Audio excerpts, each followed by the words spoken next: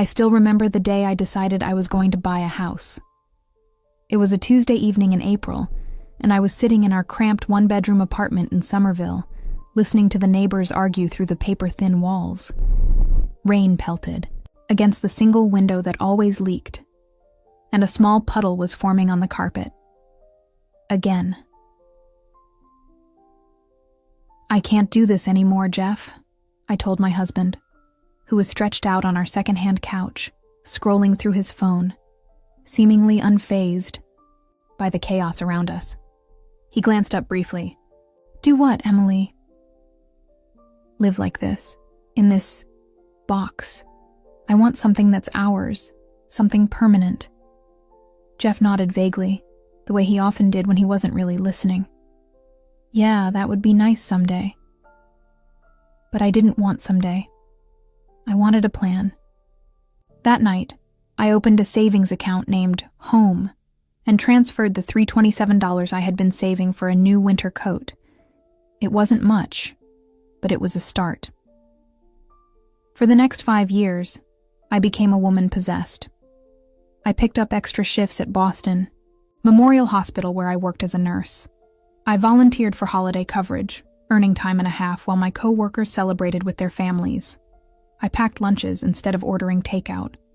I canceled my gym membership and started running in the park instead. When friends invited me for drinks at the Warren Tavern, I'd order water and claim I was on antibiotics. Every month, I'd sit at our kitchen table with a calculator, meticulously tracking every dollar that went into my home account. Jeff would watch from across the room, occasionally offering encouragement, but never asking to see the numbers. "You're amazing, Em," he'd say. "You'll get there." But he never said we'll get there, never offered to contribute. In the beginning, I made excuses for him. Jeff was trying to establish himself as a graphic designer. His income was unpredictable. He needed to invest in equipment. But as the years passed, as my account grew and his contribution remained at 0, the excuses grew thinner. Still, I persisted. This was my dream, and if I had to carry it alone, so be it. By year 3, I had enough for a modest down payment, but the Boston housing market was brutal. Every open house I attended was packed with couples clutching pre-approval letters and making offers on the spot. I'd walk through these spaces, some barely larger than our apartment, and try to imagine them transformed. I'd touch the walls and whisper, "Not yet, but soon." My sister Sarah thought I was crazy. "Why are you killing yourself for this?" she asked over coffee at Thinking Cup on Newbury Street. "Jeff hardly seems invested." "He is," I insisted, though even I could hear the uncertainty in my voice. "He's just different about it. He'll be more excited when it's real." By year 4, I had switched to the night shift. The differential pay was better, but the toll on my body was severe. I'd come home as Jeff was leaving for his co-working space, ships passing in the night. Sometimes days would go by where we barely spoke beyond perfunctory texts about groceries or bills. But my home account was flourishing, and that kept me going. I spent my rare days off touring properties with Diane, my realtor. She'd gotten used to my wish list: good natural light, a small yard, and most importantly, a home office where I could finally pursue my dream of writing. "You're getting close," she'd tell me, her voice encouraging even after another failed bid. The market was cooling slightly as year 5 approached. Jeff and I celebrated our 7th anniversary with a rare dinner out at Mistral. I was exhausted from a double shift, but happy. My goal was finally within reach. "I'm thinking we should look in Watertown," I said, twirling pasta around my fork. "The market's a bit more accessible there, and the communities are nice." Jeff sipped his wine. "Wherever you think is best, Em. You're the one who's done all the research." There it was again. That distance, that deference. As if this massive life decision was solely mine. As if the home we would share was my project alone. 2 months. Later, Diane called with news of a small Cape Cod-style house just listed in Watertown. It needs some cosmetic updates, but the bones are good, and it's in your price range, she said. We should move fast. I toured it that afternoon, walking through rooms that smelled of old carpet and someone else's cooking. But beyond the dated wallpaper and scuffed hardwood, I could see it. Morning light streaming through the east-facing kitchen. Summer evenings on the modest back deck. The second bedroom that could become my office, with space for a desk beneath the window. I called Jeff immediately. I think this is it, I said, my voice trembling with excitement. Can you come see it? I've got a client meeting, he replied. But if you like it, I'm sure it's great. You've got good taste. I made an offer that evening, alone at Diane's office. When the sellers accepted 2 days later, I cried. From joy, from exhaustion, from the culmination of 5 years of sacrifice. The day I signed the papers, Diane handed me a small gift bag. Inside was a silver key ring with a tiny house charm. You did it, she said, squeezing my hand. Yes, I had done it. Alone. I sat in my car outside our new home, my new home, turning the keys over in my palm. The late afternoon sun painted the white clapboard a warm gold. It wasn't perfect, but it was mine. Every shingle, every floorboard, every inch paid for with my sweat and determination. I allowed myself one silent moment of triumph before texting. Jeff, we got the house. I have the keys. His reply came quickly. That's great, babe. Congrats. Can't wait to see it. Congrats. As if I'd won a raffle. As if this wasn't the beginning of our new life together. I let myself in, footsteps echoing. On the empty floors, I walked from room to room, trailing my fingers along the walls, whispering hello to each space. In the future office, I stood by the window and finally allowed the tears to come. Tears of pride, of accomplishment, but also of a growing unease I couldn't quite name. This is home, I said aloud, trying to make it real. This is ours.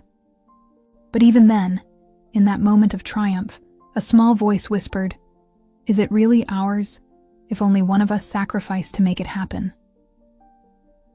I pushed the thought away. Tomorrow would be a new beginning, for both of us. I spent that first evening wandering, through empty rooms, planning where furniture would go, which walls needed fresh paint, and how the kitchen might look with new countertops.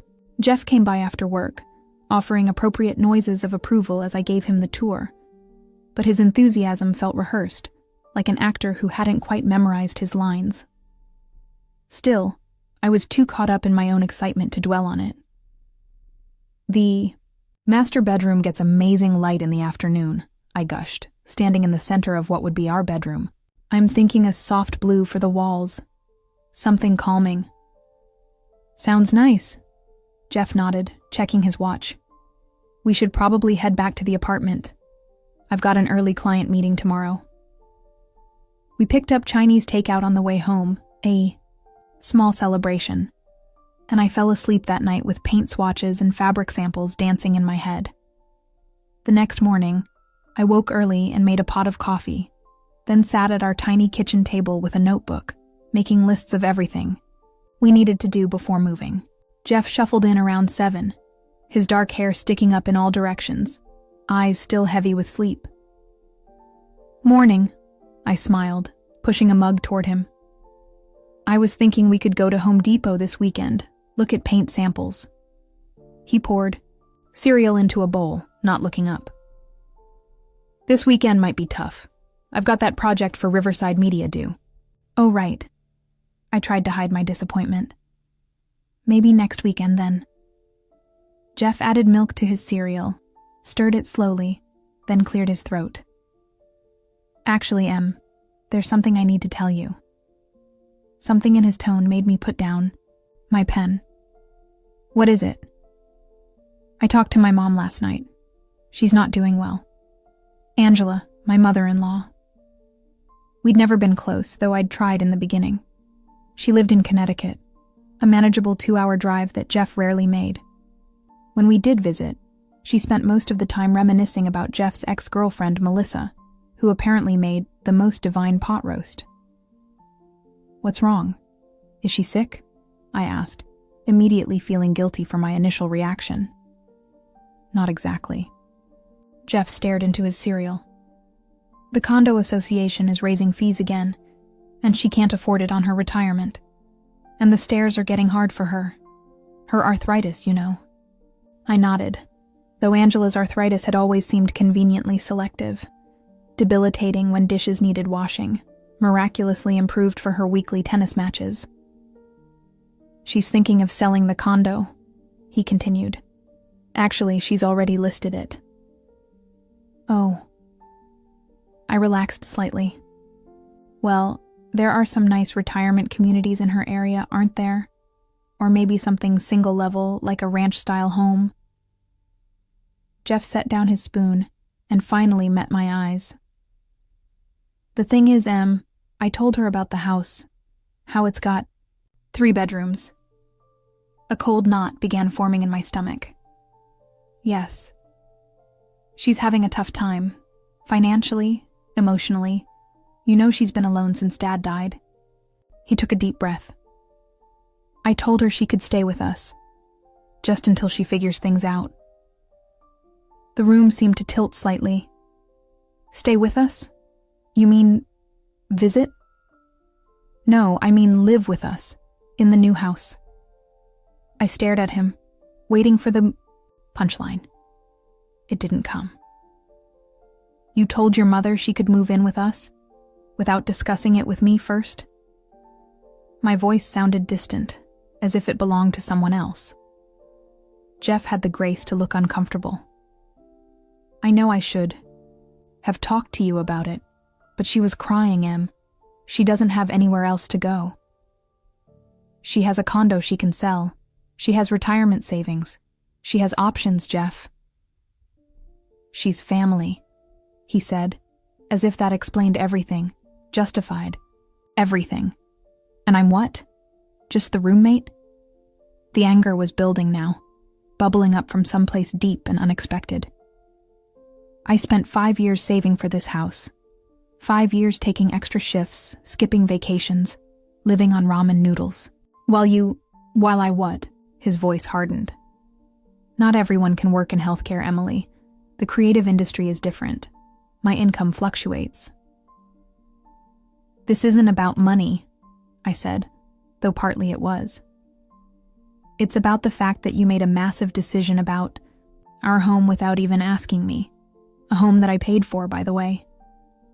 Jeff pushed back from the table. "So that's how it is? Your house? Your rules? That's not fair." My phone buzzed on the table. Angela's name flashed on the screen. My hands trembled as I answered. "Emily, darling." Her voice was syrupy sweet. "Jeffrey told me the wonderful news. I'm just over the moon that you two finally have a proper home, and so generous of you to welcome me in during my time of need." I shot Jeff a look that could have frozen hell. He suddenly became very interested in the contents of his cereal bowl. "Angela," I managed, "I think there's been some misunderstanding. Jeff and I haven't actually discussed—" "Oh, no misunderstanding at all. Jeffrey explained everything. I've already spoken to a real estate agent about listing my condo. Such a relief, I can't tell you." She paused for breath, then continued before I could interject. "Now, Jeffrey mentioned there are 3 bedrooms. I'll need the master, of course." "Excuse me?" "Well, the master has the ensuite bathroom, doesn't it? With my bladder issues, I really do need that easy access at night. You young people can manage just fine with the hall bath." I felt as if I'd stepped into some alternate reality. "Angela, this isn't—" "And I've been thinking about that lovely bay window in the front. Perfect spot for my orchid collection. They need just the right light, you know." "How do you know about the bay window?" I asked, my voice barely above a whisper. "Oh, Jeffrey FaceTimed me from the house yesterday. Gave me the grand tour. Such a thoughtful boy." My eyes locked with Jeff's. He had the decency to look away. "Listen, Angela." I started again, struggling to keep my voice steady. "I think we need to... Oh, and one more thing, dear. I hope you weren't planning to paint. I'm terribly sensitive to those fumes." Sets off. My migraine's something awful. The list of paint colors I'd been so excited about suddenly felt like a childish fantasy. "We'll have to discuss all this later, Angela. I need to get ready for work." "Of course, dear. We'll have plenty of time to chat once I'm settled in." "Oh, and Emily?" "Thank you. You're not at all the cold fish Jeffrey's friends made you out to be." I ended the call and placed my phone down with exaggerated care, afraid that any sudden movement might cause me to shatter completely. "You took her on a virtual tour?" My voice was deadly quiet. "You showed her our house, the house I bought, and promised her the master bedroom? All without saying a word to me?" Jeff ran a hand through his hair. "It wasn't like that. She asked to see it, and I couldn't say no. You know how she gets." "And the master bedroom? Was that her idea, or yours?" Be reasonable. She's in her 60s. She needs the bathroom accessibility." "I'm being unreasonable?" I laughed, a hollow sound. "I worked night shifts for 5 years to buy this house. I've had back pain for 3 years from lifting patients. I've dreamed about that master bathroom with the soaking tub and the skylight. And you just gave it away? To someone who calls me a cold fish?" Jeff had the grace to look ashamed at that last part. "She didn't mean it like that." "How long?" I asked. "How long what?" "How long is she planning to stay?" He wouldn't meet my eyes. "She's selling her condo, Em. She doesn't have anywhere else to go. So indefinitely. Your mother is moving into our house. Indefinitely." The reality of it washed over me in a sickening wave.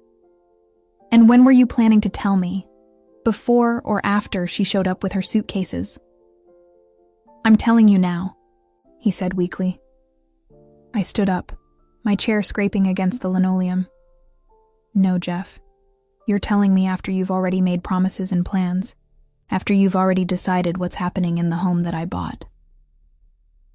"That we bought," he corrected. "My name is on the deed, too." "Because I put it there," I said quietly. "Because despite everything, I thought we were partners." The silence between us stretched, filled with years of unspoken resentments and disappointments. "She's family, Emily," Jeff finally said, as if that was the only argument needed. "We don't turn our backs on family." I looked at this man I'd married, this person I'd built a life with, and suddenly felt like I was seeing him clearly for the first time. "No," I agreed softly. "I guess we don't." I grabbed my purse and keys, needing to escape before the tears came. At the door, I turned back to him. "You know what the worst part is, Jeff? I would have considered it. If you'd asked me, if you'd treated me like a partner instead of an afterthought, I might have said yes." I closed the door behind me before he could respond, but not before I heard his phone ping with a text. Probably Angela, calling to discuss curtain patterns for my house, for the home I'd sacrificed everything to build, and which now felt like it was slipping through my fingers before I'd even moved in. The week leading up to moving day passed in a blur of boxes and barely contained fury. Jeff and I moved through our apartment like ghosts, packing our shared life into cardboard containers while hardly speaking. At work, I went through the motions, checking vitals and administering medications with mechanical precision while my mind churned with resentment and betrayal. My friend Tessa, a fellow nurse at Boston Memorial, noticed my distraction during our shift handover. You okay, Em? You seem a million miles away. I considered lying, putting on the brave face I'd worn all week. Instead, the truth tumbled out in a rush of words in the break room, my voice breaking as I described Jeff's ambush and Angela's entitlement. He did what? Tessa's outrage was validating. After you busted your ass for years to buy that place? Oh, hell no. What am I supposed to do? I asked, stirring my lukewarm coffee. The closing's done. We move in tomorrow. Tell them both to pound sand, she said firmly. It's your house, Emily. It's not that simple. Jeff's name is on the deed too. But not his mother's. You don't have to let her in. The thought was tempting, but the reality more complicated. She's already sold her condo. The closing is next week. And if I put my foot down, then what? Jeff would choose his mother over you? Tessa's expression softened. If that's true, Em, you've got bigger problems than who gets the master bedroom.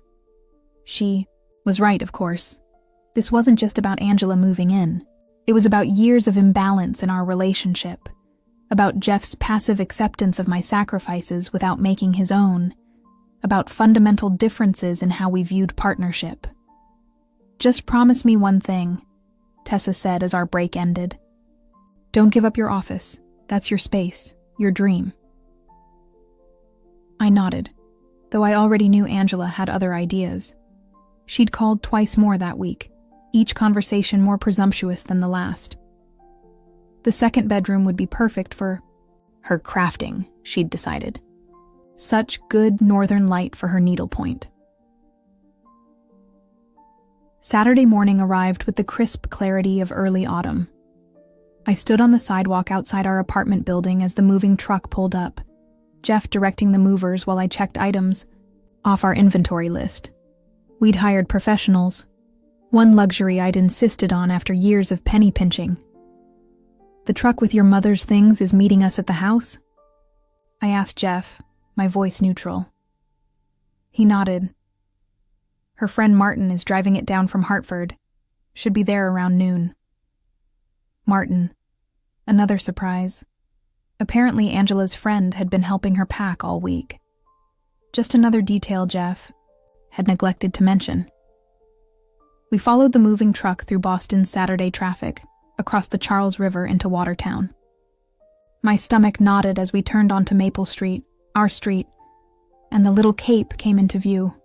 Under different circumstances, this moment would have been pure joy. As we pulled into the driveway, I noticed a silver Lexus already parked at the curb.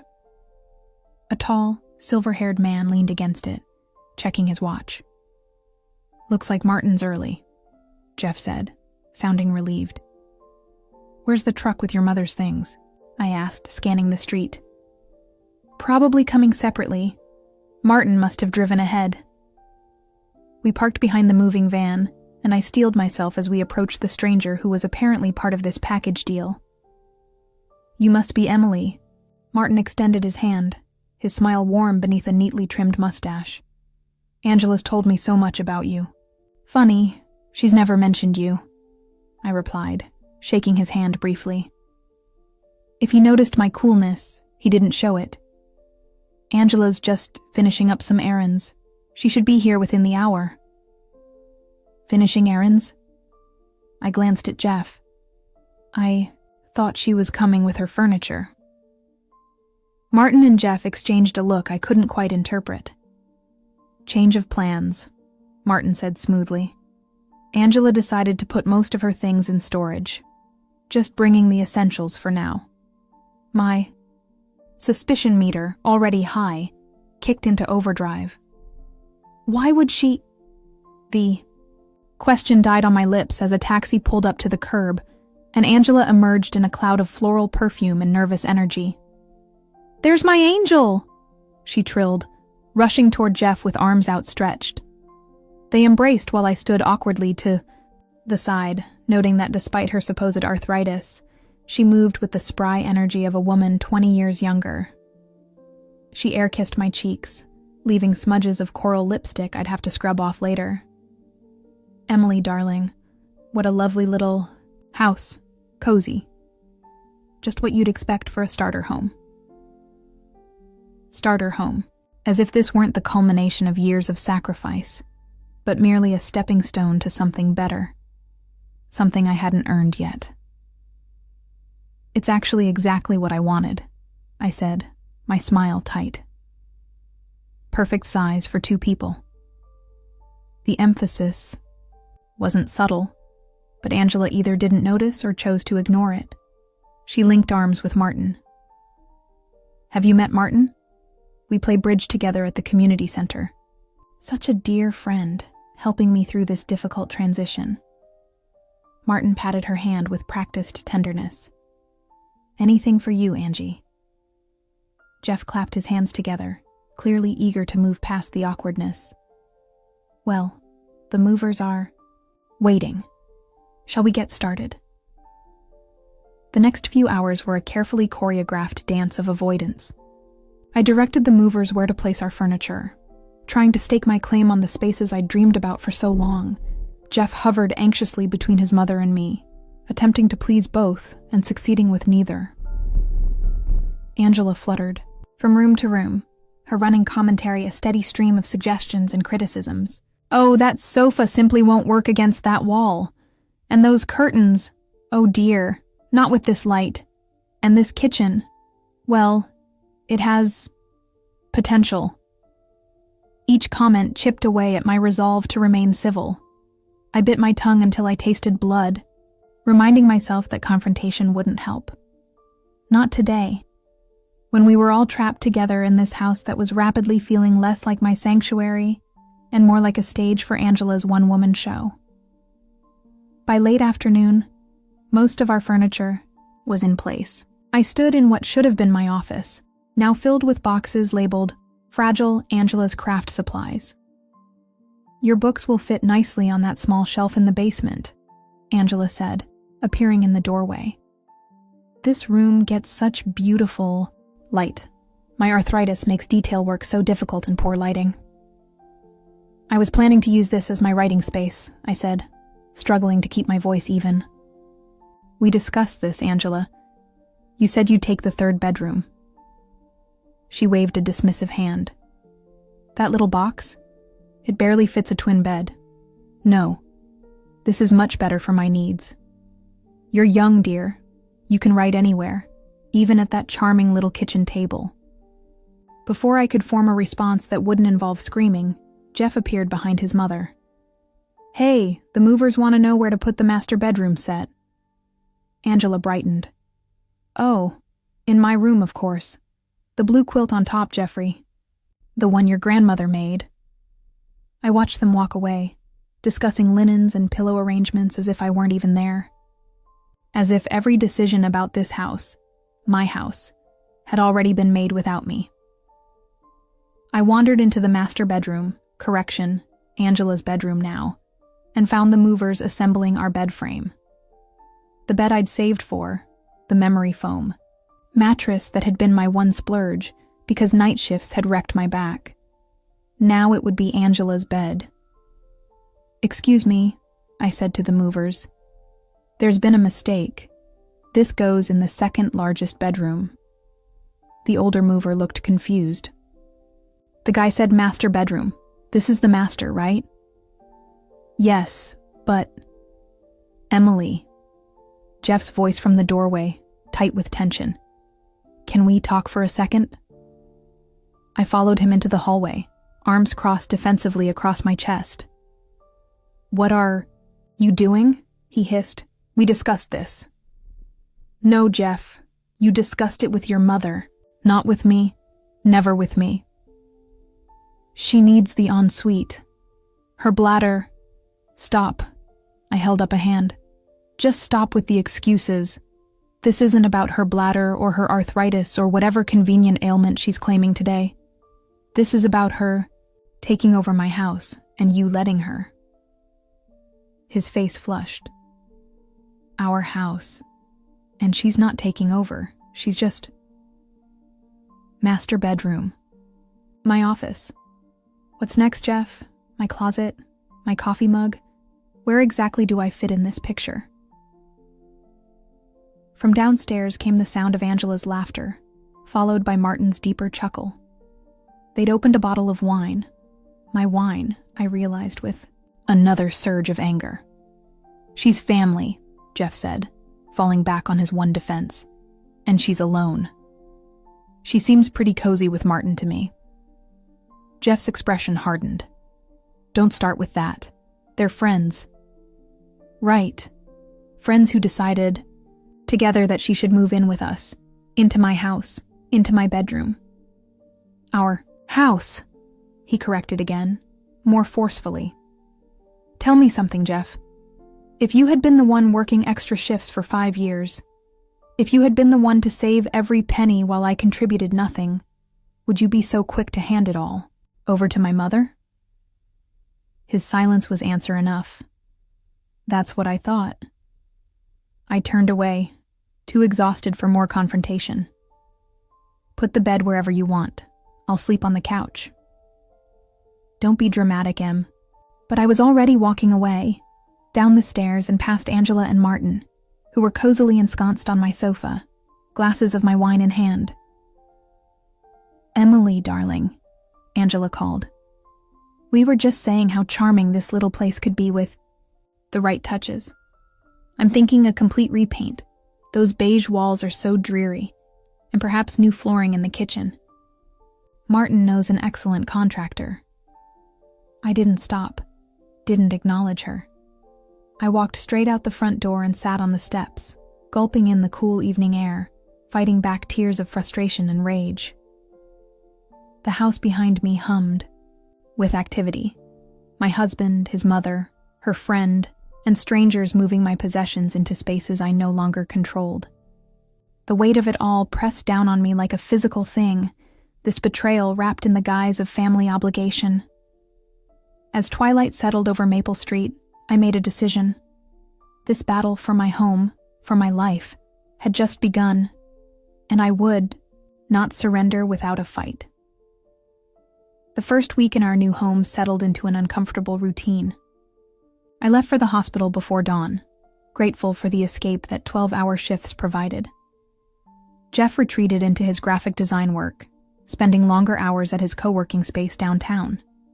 And Angela quickly established herself as the lady of the house, rearranging furniture and critiquing everything from our dish soap to our internet provider. Verizon? Oh no, dear. Martin says they're terribly unreliable.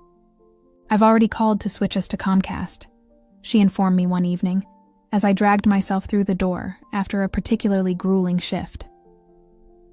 You changed our internet without asking? The exhaustion made it hard to muster the appropriate outrage. She waved a dismissive hand. You're both so busy, I'm just trying to help. Help. As if commandeering my kitchen wasn't enough. She'd reorganized all the cabinets, hiding my coffee mugs on a shelf I couldn't reach, or redecorating the living room, my cozy throw pillows replaced with her needlepoint creations featuring unsettling pastoral scenes, or scheduling a painter to give estimates on brightening up these dreary walls. Each day brought a new boundary crossed, another piece of my home altered without my permission. I started keeping a mental list of the changes, cataloging them like injuries. The vintage record player I'd loved moved to the basement because it cluttered the space. The framed photograph of my parents relegated to the hall because it didn't match Angela's vision for the living room. My herbs in the kitchen window replaced with her collection of ceramic roosters. You're being territorial, Jeff said when I tried to explain my frustration. She's just trying to make herself feel at home. But it's not her home, I insisted. And it doesn't feel like mine anymore either. He sighed with the long-suffering patience of someone explaining simple math to a child. Can't you just try to get along with her?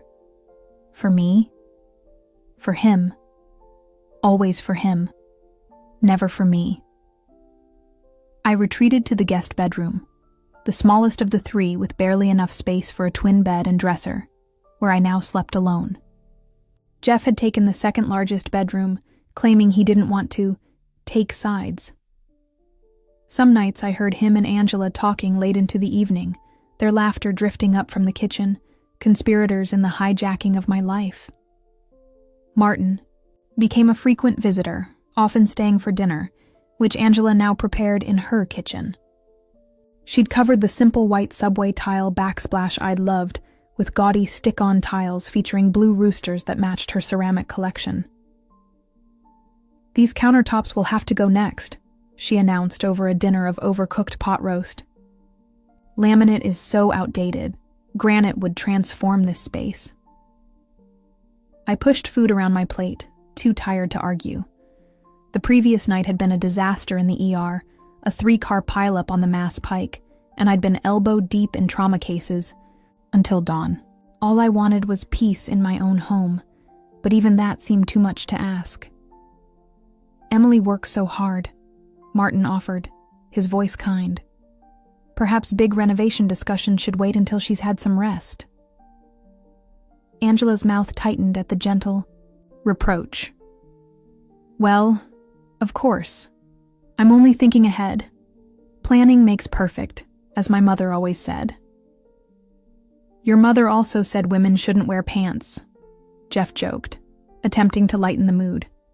"So maybe not all her wisdom applies." For a moment, I felt a flicker of the old Jeff, the one who used to make me laugh, who understood nuance and tension. But then Angela placed her hand over his on the table, and the moment vanished. "Your grandmother was a woman of strong opinions," she said. "Like someone else I know." Her eyes flicked briefly to me. I excused myself early, claiming exhaustion, though sleep eluded me.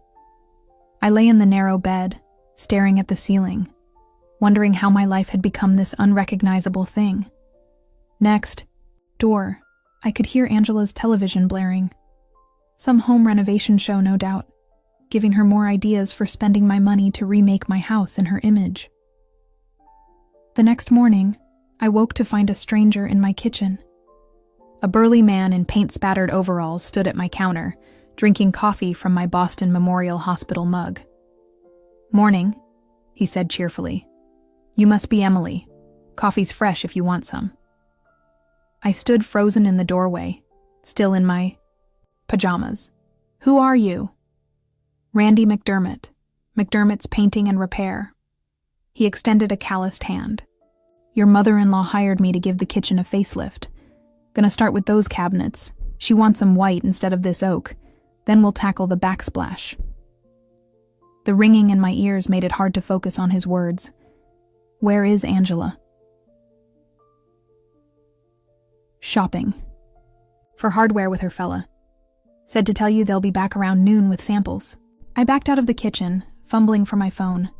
I called Jeff, but it went straight to voicemail. Of course. Tessa answered on the second ring. "Hey, work wife. What's up?" "She hired a painter," I said, my voice shaking. "Without asking. She's going to rip out the backsplash and paint the cabinets. I can't breathe, Tess." "Whoa, slow down. Start from the beginning." I explained about Randy McDermott, about Angela's escalating takeover, about Jeff's continued absence and indifference. "That's it," Tessa declared. "This has gone too far. Get dressed, tell the painter to leave, and come over. You need a plan, and you need backup." An hour later, I sat at Tessa's kitchen table in her Brookline apartment, nursing a cup of tea that she'd laced liberally with whiskey. "You need to set boundaries," she said firmly. "Clear, non-negotiable boundaries." I've tried. Jeff always takes her side.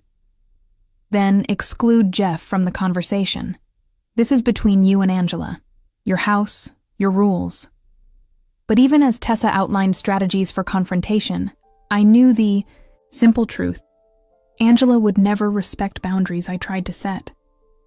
In her mind, she had already claimed victory. The house was hers, with Jeff's tacit approval. I was just the inconvenient financier who happened to live there. I returned home mid-afternoon to find the kitchen in disarray.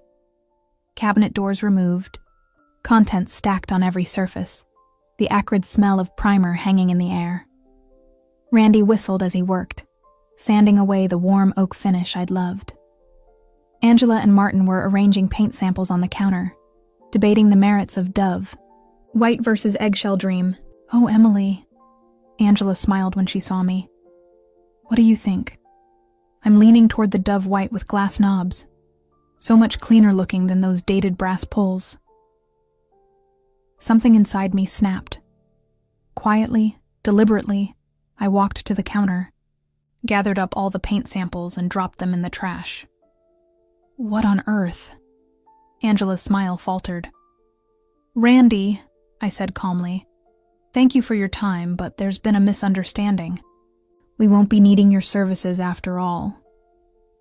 The painter glanced between us, sensing the sudden tension. Ma'am, I've already prepped most of the cabinets, and Mrs. Winters paid a deposit. I'll write you a check for your time and materials, I said, but the work stops now. Angela's face flushed an ugly red. Now see here, Emily, I've put a lot of thought into updating this dated kitchen. Randy is one of the best in the business, and he's giving us a family discount because his mother plays canasta with my cousin Mildred. I don't care if his mother is Martha Stewart, I said, my voice still eerily calm. This is my house. You didn't ask. You didn't consult me. You just decided. Jeffrey and I discussed it, she sniffed. He thought it was a wonderful idea. Of course he did. I turned to Randy again. I'm sorry for the confusion, but my decision is final. Angela looked to Martin for support, but he was suddenly very interested in his shoes. Smart man. Well, she huffed, I can see there's no reasoning with you when you're in one of your moods. We'll discuss this when Jeffrey gets home. No, I said. We won't. I left her sputtering in the kitchen and went upstairs to what was supposed to be my office. The room was now crowded with Angela's crafting supplies. A sewing table, bins of fabric, racks of thread in rainbow colors. The window I'd envisioned my desk beneath was blocked by a large shelving unit filled with buttons and ribbons. Something dark and determined solidified in my chest. This silent invasion, this gradual erasure of my presence in my own home. It had to end. One way or another, I would reclaim what was mine.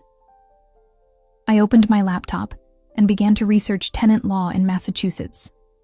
If Angela wanted to act like she owned the place, then perhaps it was time she learned what real ownership meant.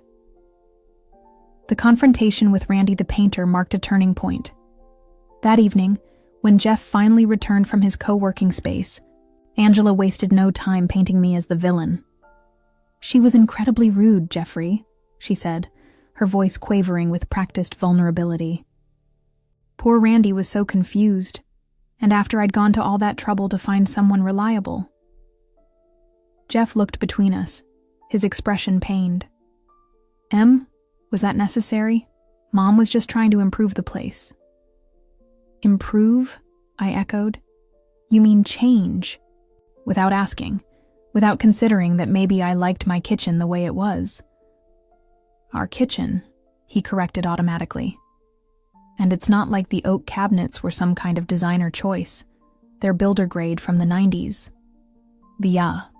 Betrayal stung anew. That's not the point. The point is that your mother is making decisions about our home without consulting me, and you're letting her. Angela dabbed at her eyes with a tissue. I was only trying to help.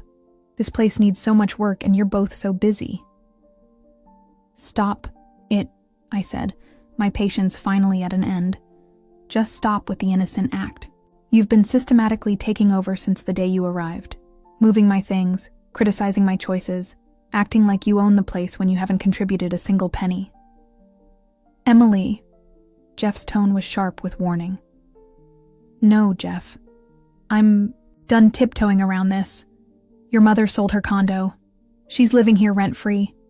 She's taken the master bedroom, my office, and now she's trying to renovate my kitchen without permission. When does it end?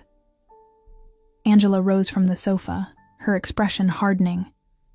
I can see I'm not wanted here. Perhaps I should go to a hotel until you've calmed down." "Don't be ridiculous, Mom," Jeff said quickly. "You're staying here. Emily's just tired from work. She doesn't mean it." "Don't tell me what I mean," I said, fighting to keep my voice steady. "And yes, maybe a hotel would be good. Give us all some space." The hurt and betrayal on Jeff's face might have moved me once.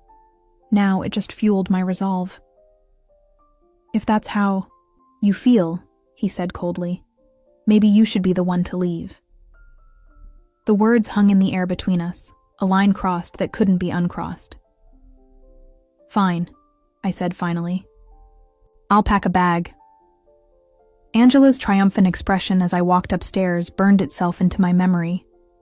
I threw some clothes and toiletries into a duffel bag, grabbed my laptop and walked out without another word, ignoring Jeff's half-hearted attempt to stop me. I checked into a Holiday Inn near the hospital, a nondescript room with beige walls and a view of the parking lot. But it was quiet, and it was mine, and for the first time in weeks, I could breathe without smelling Angela's cloying perfume. I called Tessa, who offered to come over with wine and sympathy, but I declined. I needed to think, to plan. The anger that had been building for weeks had crystallized into something cold and clear and certain. This wasn't just about cabinets or bedrooms anymore. This was about respect, about partnership, about whether Jeff was truly on my side in any meaningful way. I ordered room service and opened my laptop, returning to the research I'd begun earlier. Massachusetts tenant law, homeowners' rights, the fine print of our mortgage agreement. I read late into the night, making notes, forming a strategy. The next morning I went to work as usual, the familiar chaos of the ER providing welcome distraction. Around noon, my phone began buzzing with texts from Jeff. "Where are you staying? When are you coming home? Mom feels terrible about the misunderstanding." I ignored them all. During my lunch break, I made an appointment with Patricia Chen, a lawyer Tessa had recommended who specialized in family law. By evening, my resolve had only strengthened. I checked my personal accounts, separate from the joint account I shared with Jeff, confirming what I already knew. The down payment, the mortgage payments, the homeowner's insurance, all had come from my earnings. Jeff had contributed to some utilities and groceries, but the house itself was effectively mine.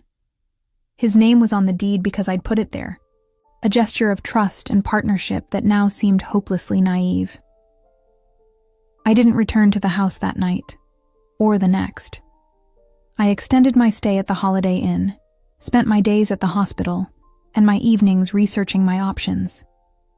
Jeff's calls became more frequent, then angry, then pleading. I let them all go to voicemail.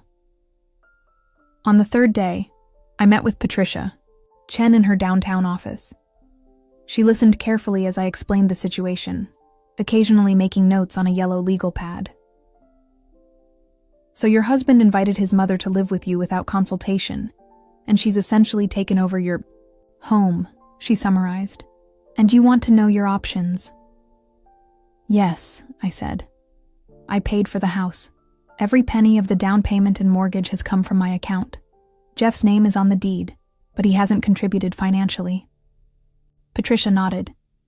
"That complicates things, but doesn't make them impossible. Massachusetts is an equitable distribution state, not a community property state. That means if you were to divorce, and I'm not saying that's what you should do, just exploring options, a court would look at who contributed what to the acquisition of assets." Divorce. The word hung in the air, simultaneously terrifying and liberating. "I don't know if that's where this is headed," I admitted. "I just want my house back. I want Angela gone." "Well, there are other approaches we could take," Patricia said. "Since your mother-in-law isn't on the deed and doesn't have a formal lease, legally she's your tenant, and as her landlord, you have certain rights." I leaned forward, intrigued. "What kind of rights?" You could serve her with an eviction notice. As a tenant at will without a lease, she'd be entitled to 30 days' notice in Massachusetts. And if Jeff objects? Patricia's expression turned sympathetic. That's where things get tricky. As a co-owner, he has equal right to determine who lives in the home. It becomes a dispute between the two of you, which might ultimately require legal separation or divorce to resolve. I sank back in my chair, the magnitude of the situation washing over me. Was I really considering ending my marriage over this? But, as I thought about Jeff's passive acceptance of his mother's takeover, his dismissal of my feelings, his betrayal of our partnership, maybe the house was just the final straw. There's another option, Patricia said, interrupting my thoughts. Less nuclear, but potentially effective. You could change the locks and security codes, effectively barring her from the property in your absence. As the primary financial contributor to the home, you could argue you have the right to secure your investment. Wouldn't that be illegal? It's a gray area, she admitted. But it might force a conversation about boundaries that seems long overdue. I left Patricia's office with a clearer sense of my options, if not a definitive plan. That night in my hotel room, I made a decision. I wasn't ready to serve divorce papers, but I needed to take back some control. I called a locksmith and scheduled an appointment for the following morning, when I knew both Jeff and Angela would be out. He at his co-working space, she at her weekly hair appointment. Then I contacted the home security company and explained that I needed to update all access codes. I'm concerned about unauthorized access, I told the representative, which wasn't entirely untrue. Next, I called the utility companies, electric, gas, water, internet, all of which were in my name. I didn't disconnect service, but I placed passwords on the accounts to prevent any changes without my authorization. No more surprise provider switches courtesy of Angela. Finally, I texted Tessa. Operation Reclamation is a go. Wish me luck. The next morning, I waited until 10 a.m., when I knew Angela would be safely ensconced at Salon Nouveau, getting her weekly blowout, then drove to the house. The locksmith was punctual, changing all the exterior locks within 30 minutes. I had him install a keypad entry system on the front door, one I could program remotely if needed. While he worked, I went through the house, reclaiming small pieces of my territory. I moved my coffee mugs back to their original cabinet. I rehung the photograph of my parents in the living room. I cleared a corner of what was supposed to be my office, setting up my laptop and a small desk lamp, a tiny beachhead in occupied territory. In the master bedroom, Angela's room now, I removed my memory foam mattress, replacing it with the guest room's older spring mattress. Small victories, but satisfying nonetheless. By noon, I had new keys, new security codes, and a fragile sense of reclaimed agency. I left a single key in an envelope for Jeff at his co-working space's front desk, with a note. We need to talk. On my terms this time. Then I went to work, burying myself in the comforting routine of the ER, trying not to watch the clock or check my phone. Whatever explosion was coming, I would face it head on. It happened sooner than expected. At 3:17 p.m., my phone erupted with calls and texts, first from Angela, then from Jeff. I silenced it and continued my rounds. By 5 p.m., I had 17 missed calls and 23 increasingly frantic text messages. I listened to the first voicemail from Angela as I drove back to the hotel after my shift. Emily, this is absolutely unacceptable. I've been locked out of my own home. The alarm is going crazy and none of my codes work. I've been standing on the porch for an hour. Call me immediately. Jeff's message was more desperate. What the hell? Mom's freaking out. The police are here because the alarm triggered. This isn't funny. Call me back. The last message from a number I didn't recognize gave me pause. Mrs. Winters, this is Officer Riley with the Watertown Police Department. We responded to a possible break-in at your residence. Your mother-in-law is currently unable to access the property. Please contact us at your earliest convenience to verify her residency status. I pulled into the hotel parking lot, heart racing. The situation had escalated beyond what I'd anticipated, but there was a certain satisfaction in knowing I'd finally gotten their attention. The balance of power had shifted, however slightly. Now it was my turn to set the terms. I texted Jeff. I'm safe. I'll call tomorrow to discuss next steps. Tonight, I suggest you both find a hotel. Then I turned off my phone, went up to my room, and for the first time in weeks, slept deeply and dreamlessly, without the sound of Angela's television through, the wall or the weight of Jeff's disappointment hovering in the air. Whatever came next would be difficult, but I was finally fighting back. And it felt good. Morning arrived with a certain clarity I hadn't felt in months.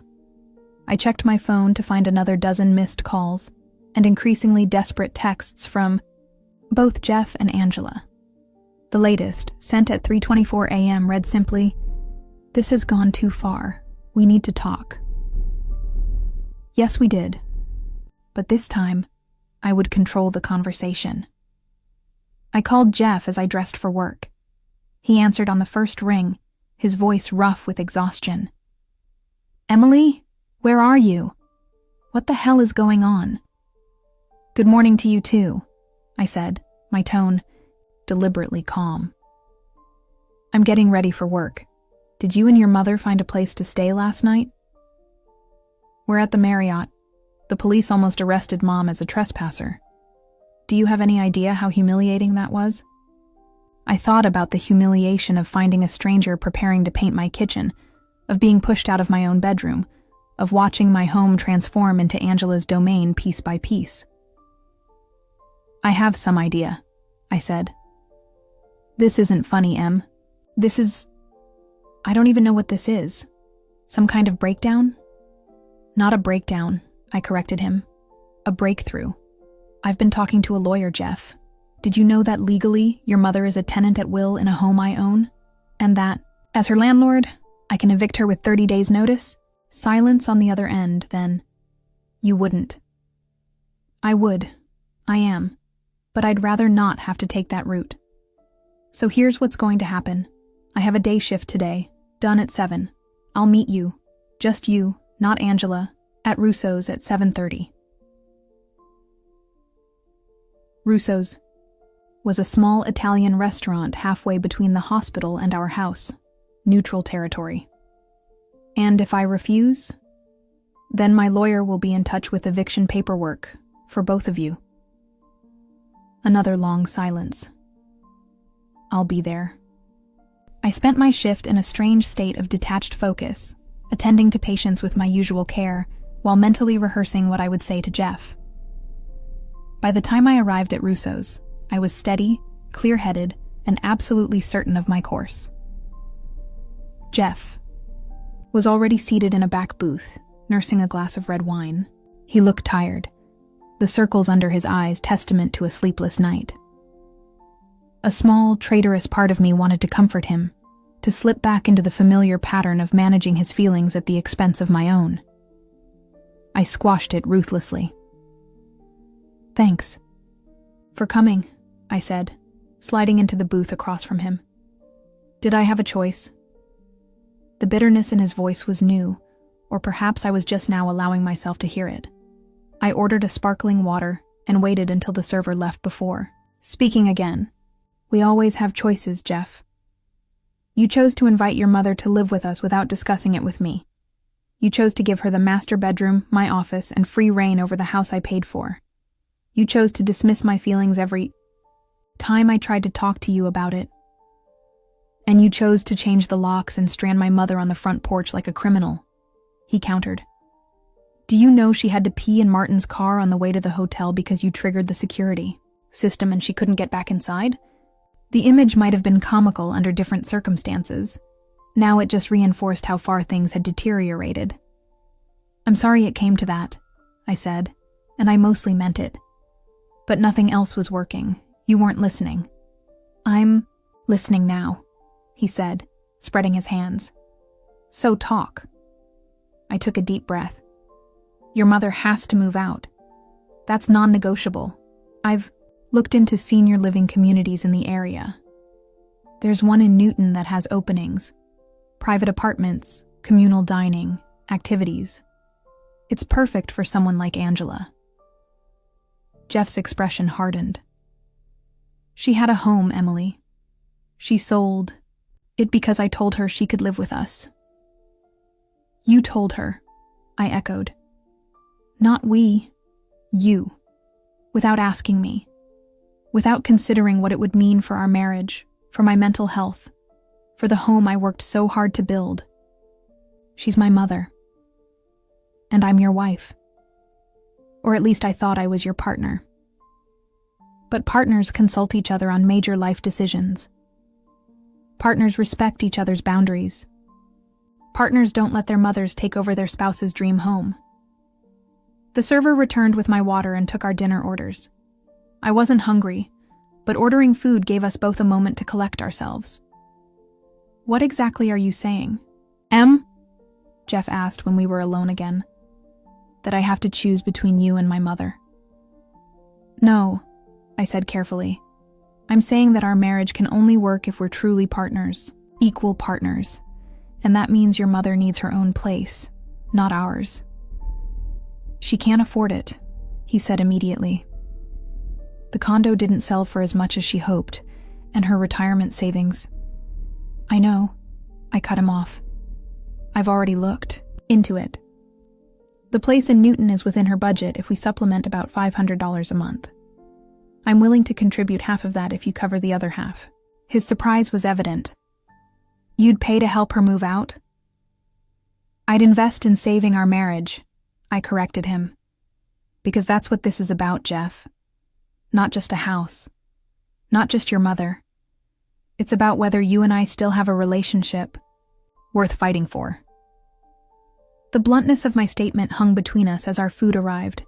Neither of us made a move to eat.